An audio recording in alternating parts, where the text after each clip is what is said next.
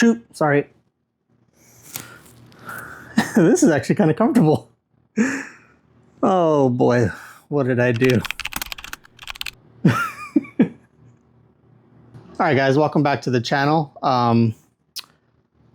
This is 1 year of book hauls. What can I say? I've been off the channel for a year. I'm finally back. By the way, I am back, so if you've unsubscribed and you're finding me again, resubscribe, because I'm here. Your boy's back. I didn't stop reading while I was away. I just stopped uploading videos. And I did slow down on buying books, believe it or not, even though you see me surrounded by a sea of books. This is a whole year of book buying. Jeez. Oh my God. So I just wanted to give you guys an update on what I have, what my inventory looks like now. And I got some new shelves on the way from IKEA. I got the IKEA Billy bookcase, you know, the one that like wraps around the corner that everybody has. I got that one because it looks cool. And my shelf is pretty full now, so I need more room. Come on, stay there. Stay there. Stay.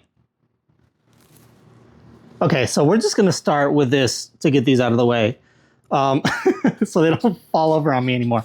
I already had Dungeon Crawler Carl, and I already had Carl's Doomsday Scenario. And so I just wanted to sit them here to make the stack complete, because I have OCD, maybe?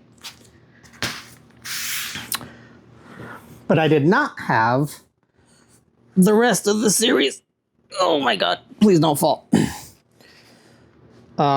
As you know, Dungeon Crawler Carl is my favorite series, and so I've been keeping up on buying the rest of the series as soon as they come out. So I have the rest of the series up to book 8, which is the latest one. Get over there. Out of the way. I also got Operation Bounce House because I'm basically just buying anything with Matt Dinniman's name on it at this point. Oh, by the way, if you wanted to know where I'm at in the series, on book 5, which is The Butcher's Masquerade. I'm doing it on audio. Everybody should do this on audio. It's just better. Funny thing though, I recently introduced my girlfriend to this series. I think I was on book 4 when I introduced her to this series, and she's already done with it. She listened to the whole series in like a month. So I got a lot of catching up to do apparently. So next up I got Stephen King. And actually this is the book that I'm reading right now, Fairy Tale by Stephen King. This is a really cool like portal fantasy. It starts out like in the typical Stephen King fashion where like you're following this family that lives in Maine because of course you are. And then it quickly turns into like a portal fantasy where it makes references to like all of the old school fairy tales, like the Three Little Pigs and the Big Bad Wolf. And it makes reference to the Wizard of Oz and like all of those kinds of like old school fairy tales. And it's really cool. Like I'm about halfway through, a little over halfway through now, and I'm really enjoying this. I've been reading this since March. So when I tell you I've been taking it slow and taking my time with the books that I'm reading right now, I'm still only about halfway through, and we're into July now. So I should probably pick up the pace on this. But yeah, this is my current read, Fairy Tale by Stephen King. And then I also got You Like It Darker by Stephen King, which is like a book filled with like a series of short stories. I'm trying to do these by author so I can go through like all of the books that I got for a specific author. I just find that it might be easier that way instead of going book by book by book. The next series of books that I got are from Brandon Sanderson, obviously another one of my favorite authors. I know he's fallen off on Booktube lately. I don't believe that hype. I love me some Brando Sando. So I got Songs of the Dead, which I'm excited to read this. I don't think he's ever written anything like this, so it sounds pretty cool. I got and read The Hero of Ages. I'm actually done with the complete trilogy of the Mistborn trilogy, the first era Mistborn trilogy. I don't know if I'm going to read the second era of Mistborn, but I got and have finished The Hero of Ages. Obviously, have purchased and finished The Well of Ascension because I finished the trilogy. I also picked up Tailored Realities, which I think is pretty cool. Another book filled with short stories.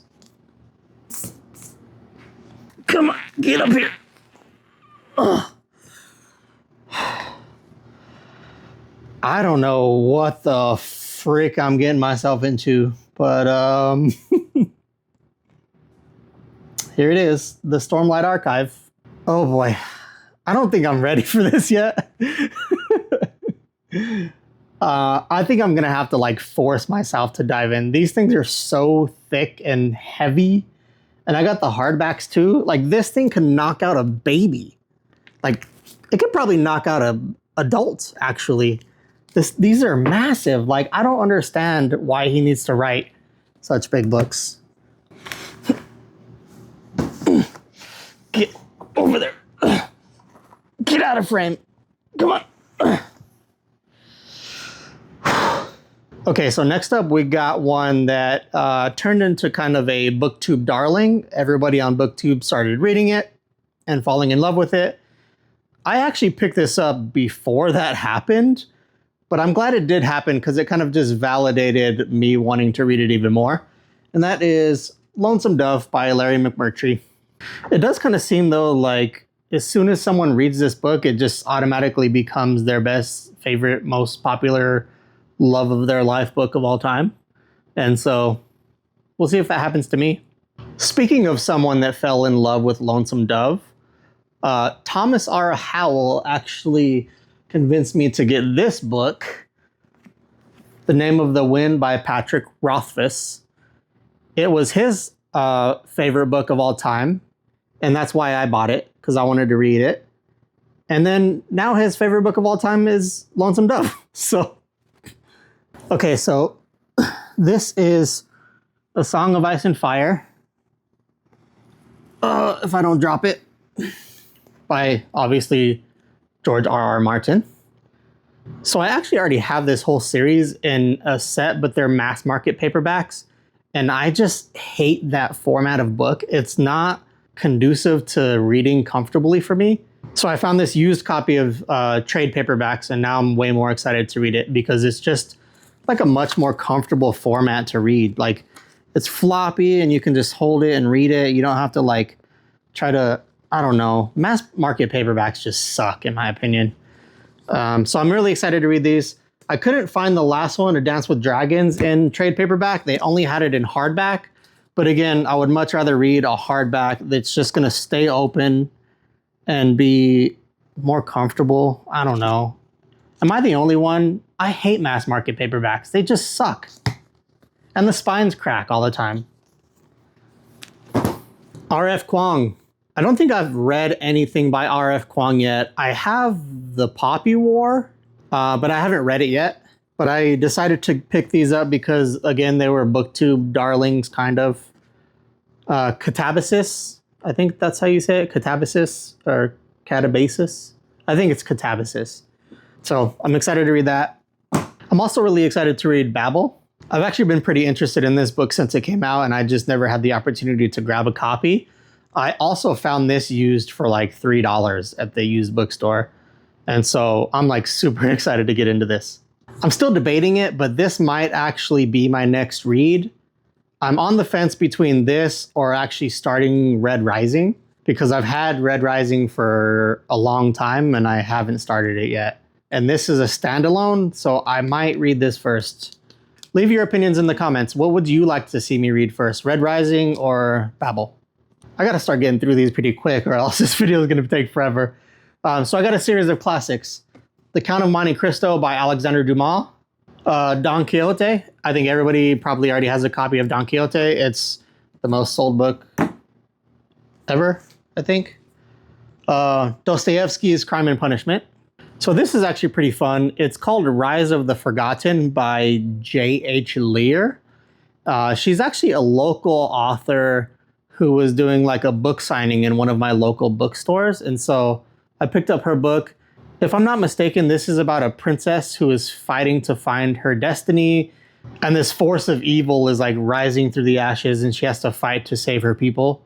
I don't know. I just wanted to support a local author and I'll give it a shot and see if it's any good. Oh, this is a fun one. This is A Short Stay in Hell by Stephen L. Peck. This was actually a recommendation to me like a year and a half ago by Four Corners of the Page. He read this. It's very short. It's like a really short novella, but he said it's really good. And he still thinks about this book to this day. So I'm excited to read this. And as soon as I have just a little bit of downtime, I think I'll whip through this real quick because it's so short. So thanks, David, for the recommendation. I will read it. So this is Beneath a Scarlet Sky by Mark Sullivan. It's basically a German kid in World War II who is like he's part of the rebellion against the Nazis. And his mother is kind of for the Nazis. So she forces him to enlist in the German army. He ends up getting injured and then becomes a spy. I think he was like hired on to be part of Adolf Hitler's motorcade, protection for his motorcade or something like that. And so he becomes a spy for the opposition because he's so close to Adolf Hitler. This was actually also gifted to me by my girlfriend's mom. I think she got it for me for Christmas, if I'm not mistaken. Yeah, I think Christmas. So I will get to this, I promise. George Orwell's Animal Farm. It's simply required reading. This is the memoir of Vice President J.D. Vance. It's called Hillbilly Elegy. Whatever you may think about politics or whatever you may think about J.D. Vance himself, I think it's kind of interesting to just see how these people grew up, what's in their mind, what made them become who they are.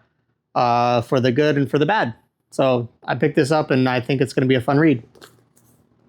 The Will of the Many and the Strength of the Few by James Islington or Islington. I hear people say it different ways all the time. I think it's Islington, so I'll say that. The Will of the Many is very polarizing. Some say it's like the best fantasy book of all time, and some people say it's kind of just mediocre. I think everybody agrees that The Strength in the Few is kind of not as good as The Will of the Many, but I will find out for myself. All right, it looks like we're actually making a dent in this monster, so let's bring the next set of books forward. So this is a recommendation from my girlfriend. It is Outlander by Diana Gabaldon. Gabaldon? She specifically said to read the book before I watch the TV show. So that was like 5 months ago, I think. 2001: A Space Odyssey by Arthur C. Clarke. Required reading, in my opinion. If you're a fantasy lover like myself, this next author is required reading, and that is John Gwynne. This is The Faithful and the Fallen. The Faithful and the Fallen. Malice. Valor. Ruin, and Wrath. John, I have a bone to pick with you because Ruin is a different texture. It's like smooth, where the rest of them are like, okay, listen to this. You can hear that? And this one is, it's smooth. These are not smooth. All of them.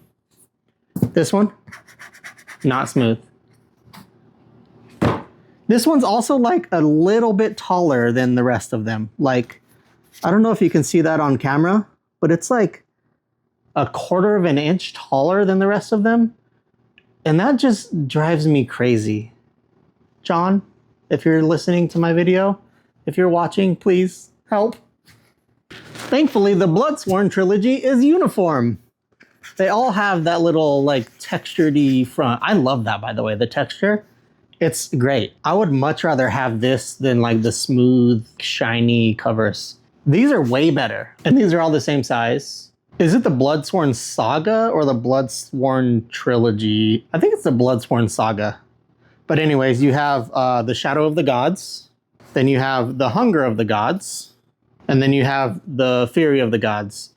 And can I say I love these covers? They're so cool. I love the white with like the pop of color on all of them. They're amazing. Okay, and last but not least, we have all of these. I'm going to start with Blake Crouch because I have both Dark Matter and Recursion. Project Hail Mary by Andy Weir was my first like science fiction foray into science fiction words. So I heard Dark Matter is excellent. People aren't like as hyped on Recursion. We'll see. Next up, I have Christopher Buehlman. I have The Black Tongue Thief, which I heard was excellent. And then I think it's a prequel to The Black Tongue Thief, but it's actually the second book in the series, which is The Daughter's War by Christopher Buehlman. And then I also have Between Two Fires, which again, this was or is currently like the media darling on Booktube. I heard this was excellent. And I also think it looks cool. It has like the black sprayed edges and everything. The inside covers are also pretty cool. So yeah, I'm excited to read this. And then I got Assassin's Apprentice. I already have another copy of Assassin's Apprentice that it's like the deluxe, what is it called? Illustrated edition. It's this one, the illustrated edition of Assassin's Apprentice. I bought the trade paperback because it's upside down. I bought the trade paperback because it's just easier to read for me. I just like them better. But then to follow that up, I got, where is it?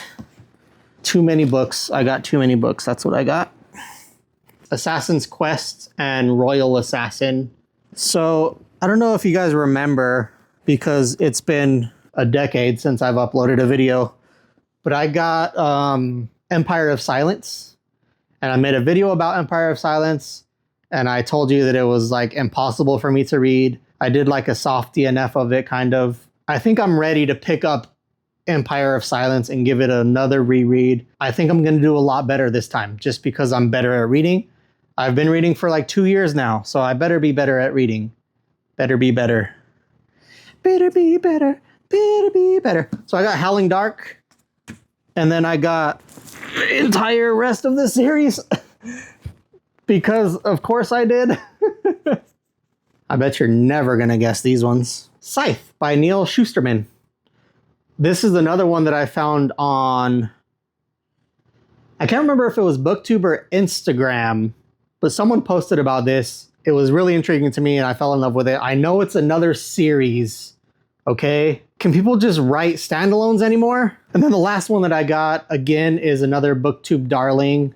I purchased this before it was a Booktube darling. I promise you, there's been so many like Booktube books on my list. I know that. Where else am I going to go for recommendations? I don't know any readers in real life other than my girlfriend. And we read like completely different genres, except Dungeon Crawler Carl for some reason. East of Eden by John Steinbeck. I don't know why, but on a classic book, I just love the deckled edges. They're just so satisfying to me. And I love this cover too. There's just something about this. This is really classy and I love it. So there's actually a couple really cool ones that I forgot to show you. So I ran to my bookshelf and grabbed them down real quick because they're a couple of my favorites, actually. This is a special edition of Project Hail Mary. Obviously, Project Hail Mary is like one of my favorite books of all time. There's nothing special about like the book itself. It's just the hardcover of Project Hail Mary. But my girlfriend actually got this for me for Christmas and she had the edges custom sprayed and it's just gorgeous. I just display it out like this because if you know anything about this scene, you know what the book is. It needs no introduction. The movie was good too. The movie was good. The book's way better. The movie was good though. So then I also got this illustrated box set. It's the Harper Lee illustrated edition of The Lord of the Rings and The Hobbit. So this is The Hobbit. It's custom illustration by Alan Lee, and it's just gorgeous. All of the covers are really pretty. It has a lot of really cool art inside. They're all cloth bound, so The Hobbit obviously is green, sticking with tradition, and then the rest of the books are cloth bound in red. This is what the end papers look like, and then the end paper on the other side.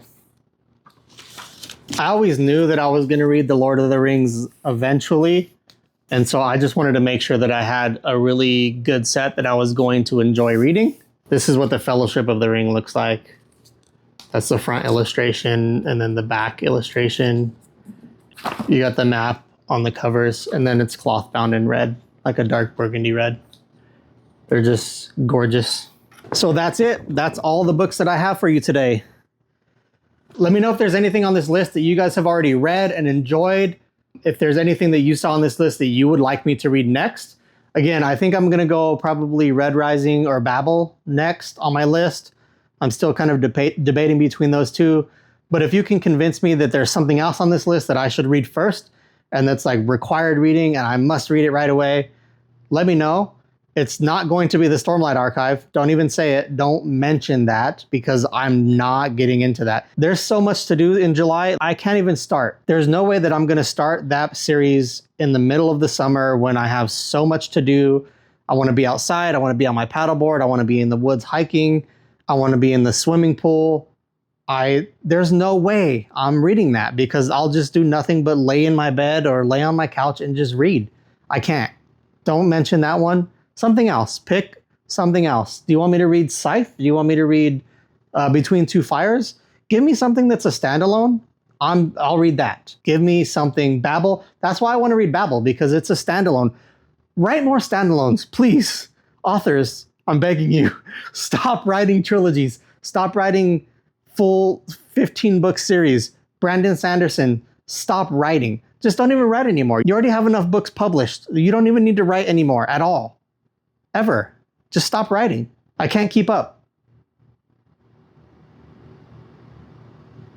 All right, I'll see you guys later. Peace out. I don't understand why these authors keep writing stupid series. Like, write a freaking standalone, for God's sakes.